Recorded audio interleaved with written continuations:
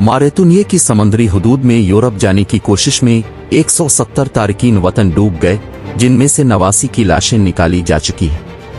गैर मुल्की मीडिया के मुताबिक कश्ती उलटने का वाकया अफ्रीकी मुल्क मॉरिटानिया के जुनूब मगरबी शहर एंडियागो से तकरीबन 4 किलोमीटर के फासले पर पेश आया।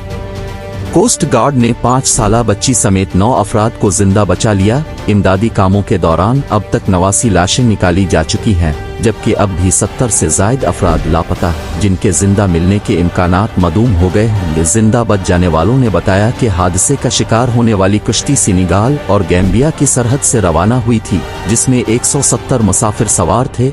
वाज़ेह रहे कि अफ्रीकी और गरीब ममालिक से हज़ारों की तादाद में सालाना तारकीन वतन यूरोप में अच्छे मुस्तकबिल और बेहतर रोज़गार के लिए गैर कानूनी तौर पर यूरोप आने के लिए ख़तरनाक रास्तों का इंतखाब करते हैं और ऐसे वाक़यात में बेमौत मारे जाते हैं।